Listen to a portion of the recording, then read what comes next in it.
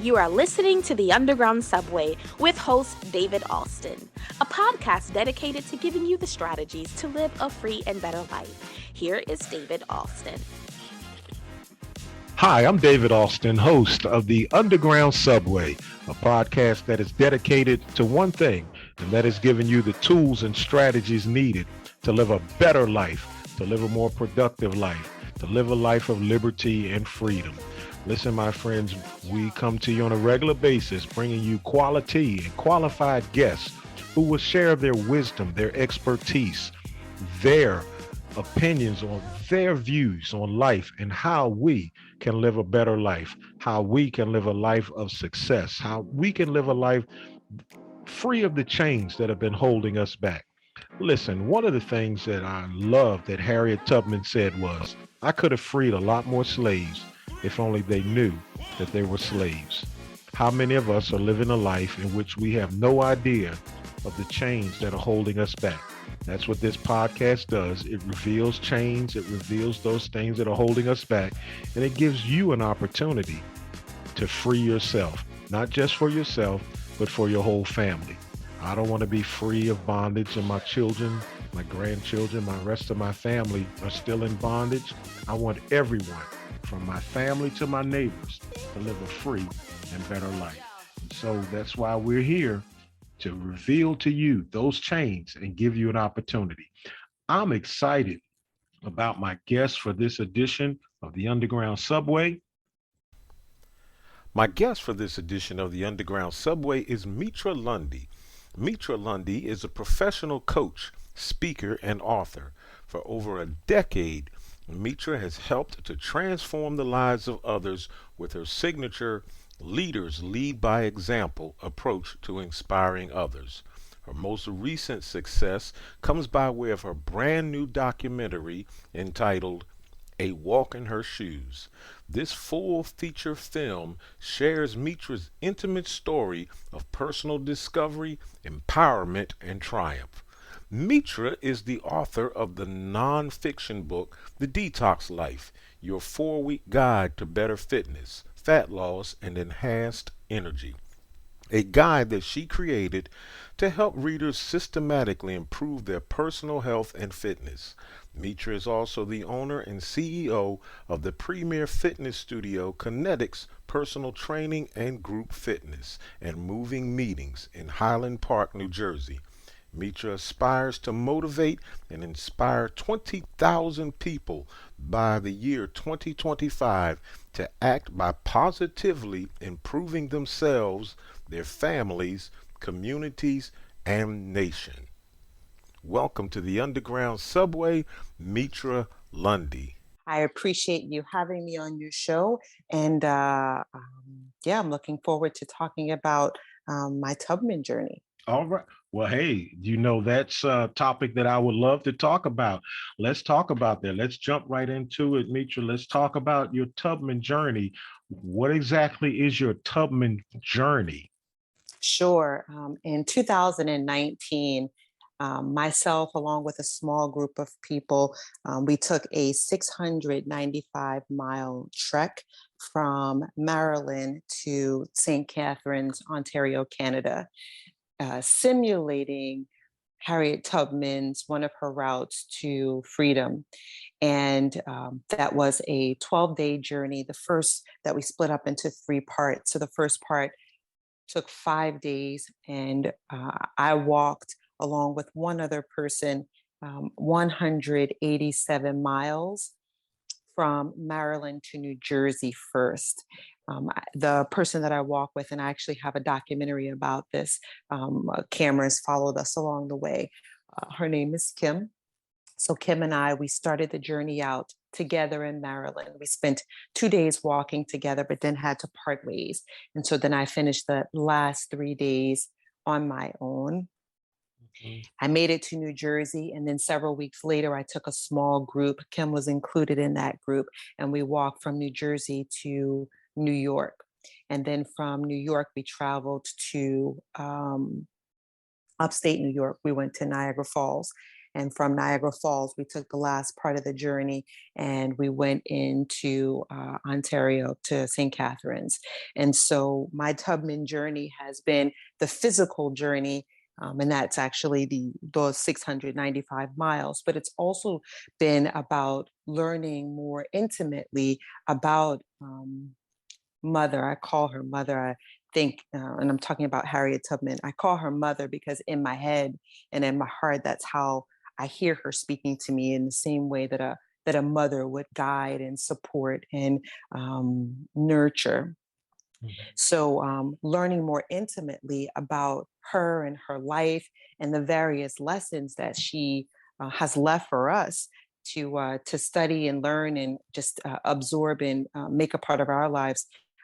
I've learned about her more. So my Tubman journey has been about, the actual walk, but also just about me learning about her more intimately.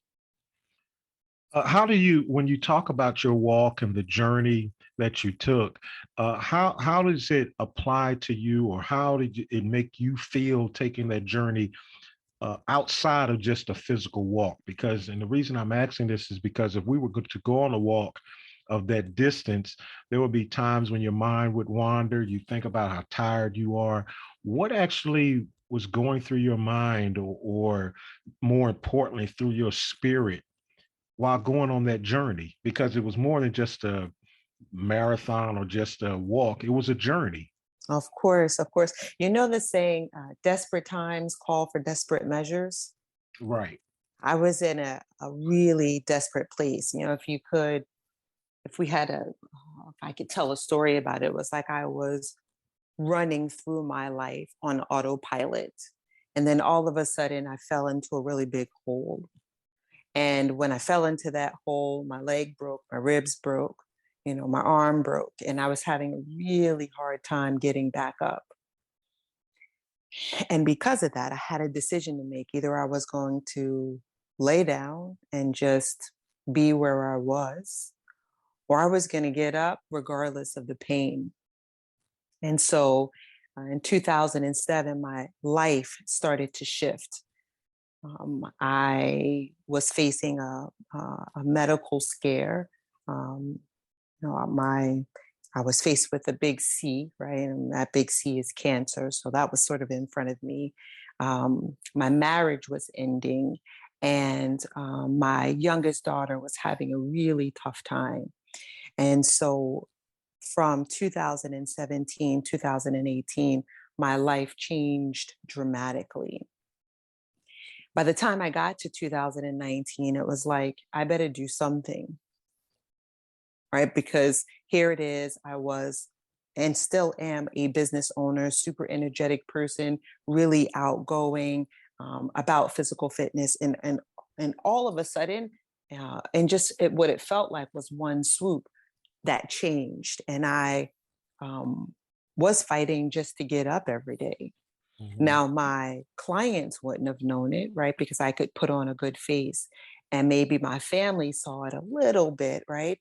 But, when we're alone and no one's there, we feel all the feelings. And so it was either do something now or maybe don't get up. Mhm. Yeah. So that journey, the Tubman journey, really became about a decision that I was making about myself, on about whether or not to just keep moving or stay right where I was. Wow. Yeah. Well, Mitra, let me ask you this. Talking about your journey and your personal struggles, I want to ask this question. I'll probably need to explain the question after I ask it. In in taking your journey, did you carry a gun? Now, let me explain what I mean by that. I don't mean whether you were packed. Well, Harriet, the question came up years ago. The debate was whether or not Harriet carried a gun. And Harriet did carry a gun. The reason why, because that part of our family, the Ross family, I'm 6'2", 280 pounds. I'm a large man, but that side of the family, the Ross family, they were short. They were a little short, and Harriet was short. And she would often lead men to freedom who were my size. You got 6'2", 300-pound guys. And along the way, they would be in that same situation that you were in. They would get tired, they would get wounded, they would be hurting, and they would feel like giving up. And oftentimes the men would say, I'm done. I'm not going another step. I'd rather go back. I'd rather be captured. At that moment, Harriet would pull that gun out and say, oh no, I didn't bring you this far. You didn't come this far to quit now. You're going to keep going one way or the other. Mm-hmm. My question to you is, along your journey, I know that you said you were going through a lot in life, but did you carry a gun to motivate others not to quit during your most difficult days?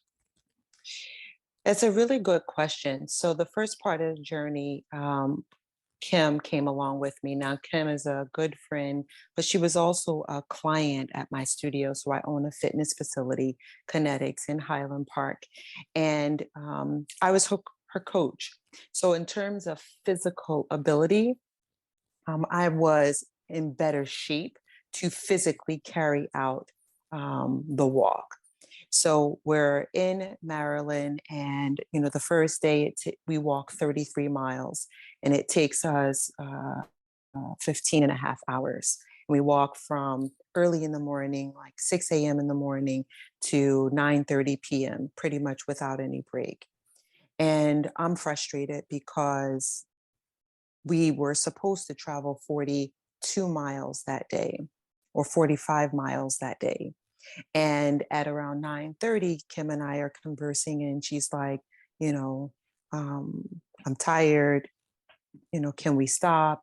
And I'm expressing to her that we really do need to make it to a particular point. And so there's a bit of tension between Kim and I, because I want to keep going, but she is visibly in pain. So, her feet are hurting, her legs are swollen, and we're both physically exhausted. I mean, to walk 33 miles in a day is quite taxing, and to do that over the course of several days is even more taxing, as you could imagine. Right. So there was no physical gun. We had some mace with us just in case we had some intruders. But in terms of sort of aggression around, we have to keep going. There was definitely that tension. So we go the first day. The second day, we get up early in the morning again. We set out. We walk 16 miles. I believe we make it 35 miles or so, but we're still short of that 45 miles that we needed to walk. And the swelling that happened the day before, it's ever present. And by this time, Kim's toenails are turning black and blue and falling off.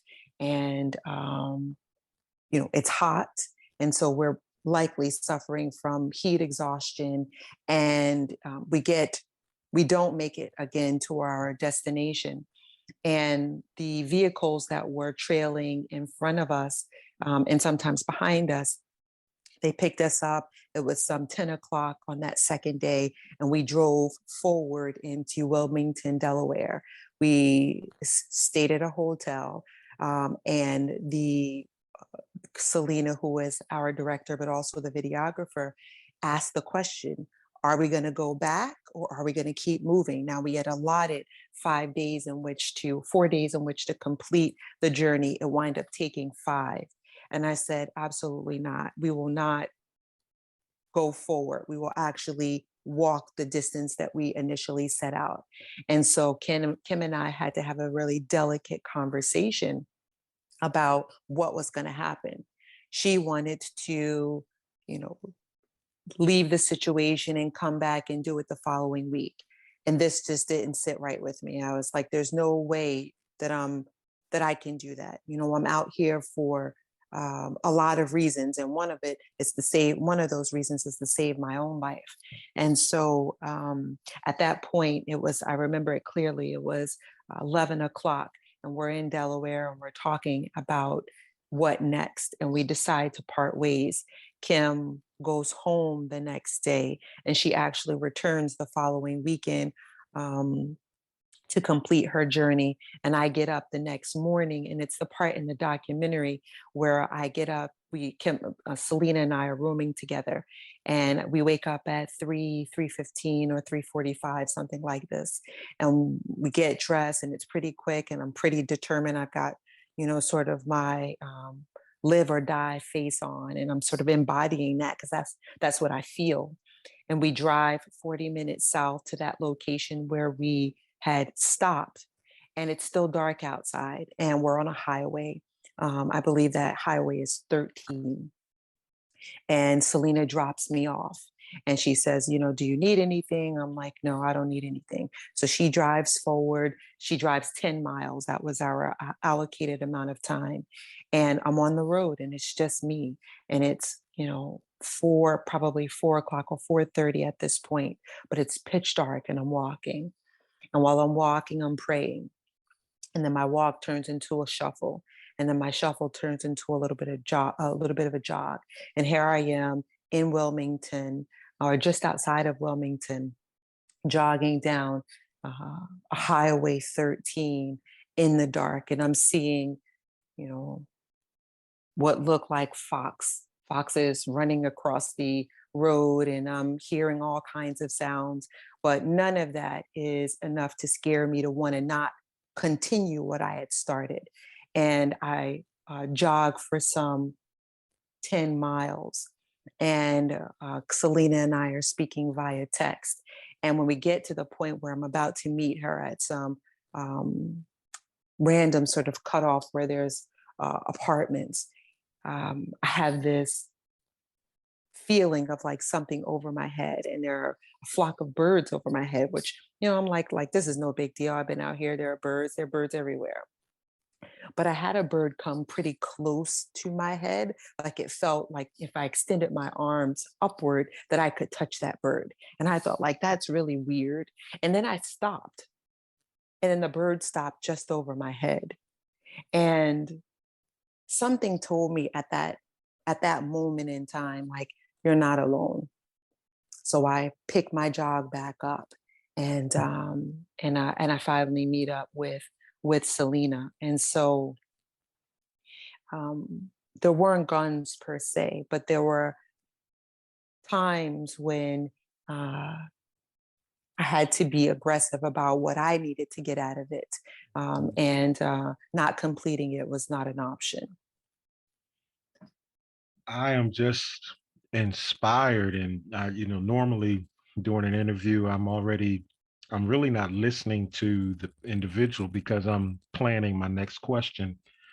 I just got caught up in that description because Mm. that is so powerful. The determination that you had embodies Harriet, and we can only imagine the obstacles that she faced, not just doing it herself, but having other people along with her that she had to motivate and inspire. And I believe you got a taste of that by having someone that basically said, I can't go any further.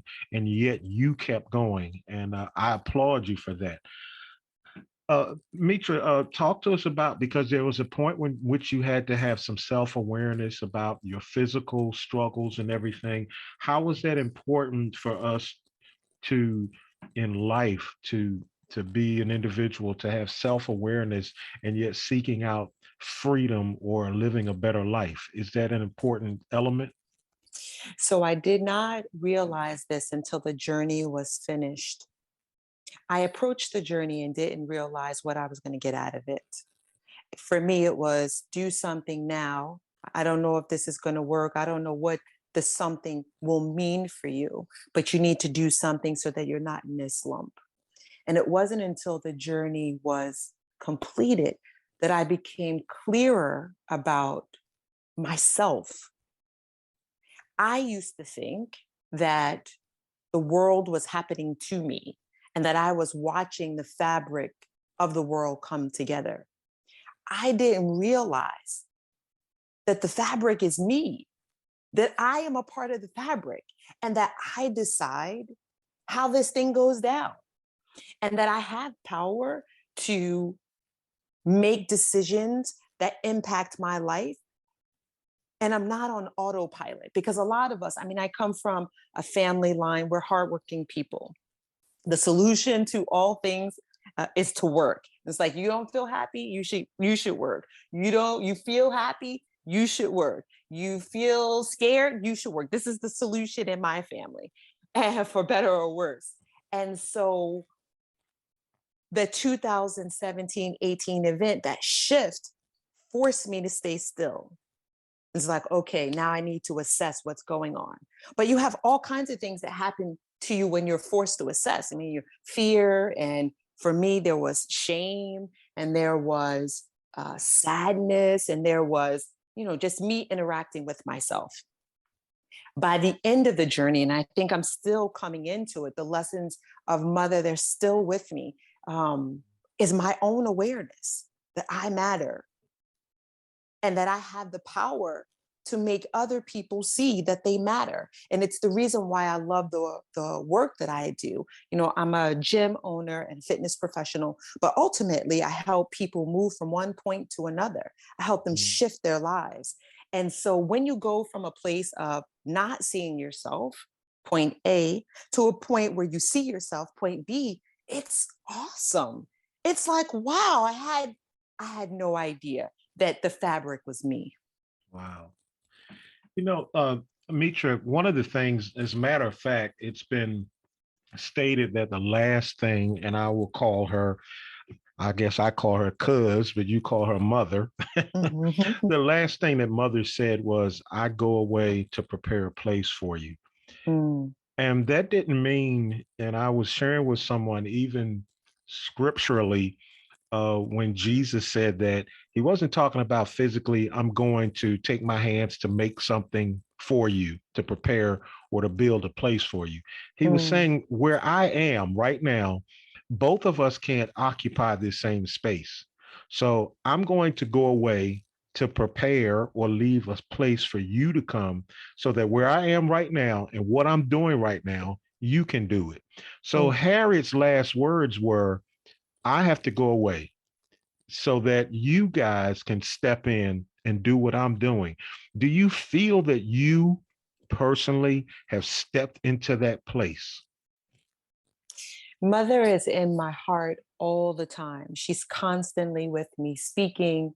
And I don't want to be too spooky about it, because sometimes this can get people tripped up, but I feel her Right, exactly. helping me draw conclusions. I mean, she's left us lessons in leadership, Yes. in strategic planning, in Mhm. how to build oratory skills, and the power of persuasion. I mean, her Yes. ability to get her own land and open a home for the age, like, it's remarkable. Nobody was doing that back then, and especially not a woman, and especially not a woman of color. I mean, she was remarkable at selling herself. She was a philanthropist. She was, she gave lessons on personal development, right? She was always improving her skills and her crafts. She was a person who left lessons on personal empowerment, health and wellness. I mean, she was a nurse. She has left so many examples, and I'm like, okay, how can I just keep up, right? If the fabric of the past was woven, and I can see that fabric, and it's my job to continue weaving, well, I better be weaving some of the good stuff that she left for me to learn and to share. And so my objective is to share what I could see and share what I know is right. Well, Mitra, you talked to us about what you went through. You talked to us about how strong you have been through your storm and through your trials and through your journey. Talk to us about, what do you have planned for the future? Is there, because you already taken that tour, is there something in the future that you're planning? So I am launching, and I'm really excited about this, a Tubman Journey tour. And the objective of the tour is to share my documentary and the lessons that I learned on my 695-mile trek. But it's also to share Mother, more intimately in the way that I've experienced her, in a hopes that it will bring other people into awareness about the amazing lessons that she's left for us, and to keep her name going. I think it's so important for our young people to be aware of not only who she was in terms of like dates and times, but to try to get to know the human that she was and her Yes. struggles and how she overcame what she overcame. And so Tubman Journey Tour 2023 is on the way, and I'm actually giving away 10 free presentations. If there's somebody out there who wants me to come to their city or town, if they can just contact me at metralundy.com, and I will be happy to talk about coming to share what I've learned and come to really value. So you are giving away 9, you said? I'm giving away 10. 9. Oh, why? Because I'm coming to you. I would be delighted. I didn't know whether you would catch that or not. Well, how can we get in touch with you or get our hands on any of your material? How can we, because I'm very interested in this documentary.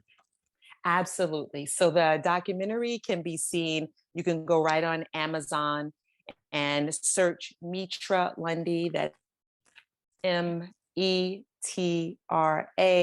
My last name is Lundy, Lundy. Just put in A Walk in Her Shoes and I will show up. My book, The Detox Life, is also on Amazon. And if you want to find me online, just search for metralundy.com. One final question, Metra, before we go. In the future, whether it's as a part of the process of this 2023 tour, after it's done or whatever, would you be willing to come back and we can do another podcast? I would be delighted. Thank you so much for asking me. Sounds great. Well, thank you, my friend, for joining us. I really appreciate you taking time out of your schedule to be with us. Take care, David. Thank you. Thank you. We want to give a special thank you to Metra Lundy for joining us on this edition of the Underground Subway. I want to thank all of you for taking time out of your schedule to listen. I am extremely inspired and motivated by her story, by her journey. I mean, I'm really, and I can say this, and I haven't had an opportunity to say this before, although when I look at my family history, when I look at my personal life, Harriet Tubman's father and my great-grandfather were brothers.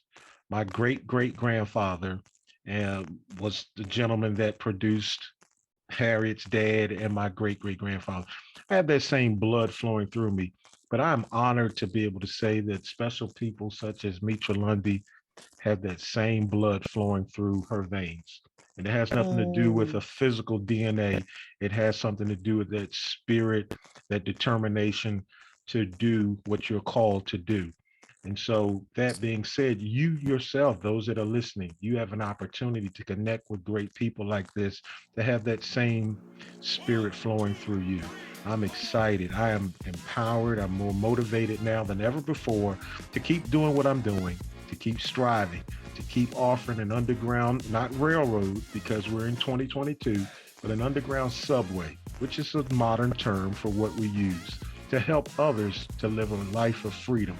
What is freedom? What does liberty mean? It means to be able to live, to function, to act without restraints, without things holding us back. That's our purpose, to lead others to freedom, to be able to say no matter what you've gone through, no matter what you struggle with. Most of you are like Metra and myself, as she was talking about her struggles in life, the things that she had to struggle with. What could we do but sit back and say, wow, I was going through the same thing at the same time. And if she survived it, and if I survived it, guess what? You can too. Well, my friends, I hear the music playing in the background, which means this edition of the Underground Subway is coming to an end. We are pulling this train into the station. We are pulling up the Purpose Boulevard at Destiny Avenue. And although you have to hop off this train for this edition, there will be another one coming along soon with a special guest to help us to live a better and more a life full of achievement. But before you go to bed tonight, I want you to do something for me. I want you to look yourself in the mirror, and I want you to ask yourself a question. Today, did I do something to walk in my destiny? Did I do something to walk in my purpose? Did I do something to make the world a better place? Or did I just waste another day? Think about that. We've got no more time to waste. I'm David Alston, host of the Underground Subway, and I'll see you next time right here. Yo.